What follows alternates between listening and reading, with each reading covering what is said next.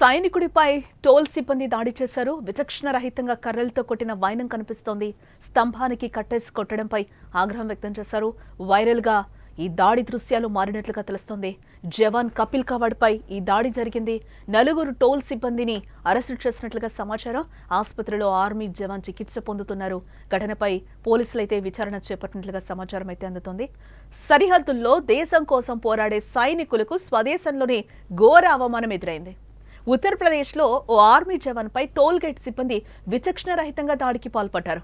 ఆ విజువల్లో చూడొచ్చు మనం ఏ విధంగా వాళ్ళు ఆ ఆర్మీ జవాన్ మీద ఎంత విచక్షణంగా దాడికి దిగారో కూడా మనకు అక్కడ కనిపిస్తుంది. అక్కడ ఒక పోల్ కి కట్టేసి కూడా కొడుతున్న వైనాలు అయితే అక్కడ మనకి ఆ దృశ్యాల్లో క్లియర్ గా కనిపిస్తున్నాయి. ఆర్మీ జవాన్ పై టోల్ గేట్ సిబ్బంది దాడికి పాల్పడిన ఈ ఘటన మీరట్లోని భూని టోల్ గేట్ వద్ద చోటు చేసుకుందని చెప్పుకోవచ్చు.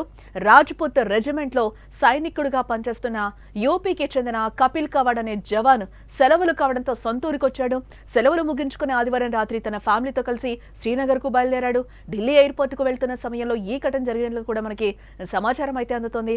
జవాన్ తన ఫ్యామిలీతో ప్రయాణిస్తున్న వాహనం మీరట్లోని భూని టోల్ గేట్ వద్ద రద్దీ కారణంగా ఆగిపోయింది. ఫ్లైట్ కు టైం అవుతూ ఉండడంతో కపిల్ కారు దిగి ఆలస్యంపై టోల్ సిబ్బందిని అడగడం జరిగింది. ఇదే క్రమంలో కపిల్ కు టోల్ సిబ్బందికి మధ్య వాగ్వాదం చోటు చేసుకున్నట్లుగా అయితే తెలుస్తోంది.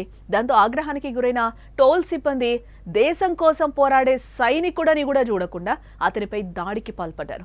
అత్యంత దారుణంగా స్తంభానికి కట్టేసి కర్రలతో విచక్షణ మరిచిపోయి విచక్షణ రహితంగా అక్కడ కొడుతున్నారు. ఈ దాడి దృశ్యాలు ప్రస్తుతం సోషల్ మీడియాలో వైరల్ గా మారాయని చెప్పుకోవచ్చు. జవాన్ పై దాడి గురించి సమాచారం అందుకున్న మీరట్ పోలీసులు హుటాహుటిన అక్కడికి చేరుకోవడం జరిగింది. జవాను కుటుంబ సభ్యుల ఫిర్యాదు మేరకు ఎఫ్ఐఆర్ ను కూడా వారు నమోదు చేశారు. వీడియో ఆధారంగా నలుగురు టోల్ సిబ్బందిని కూడా అరెస్టు చేశారు పోలీసులు. ఈ మేరకు కేసు నమోదు చేసి దర్యాప్తు చేపట్టారు పోలీసులు.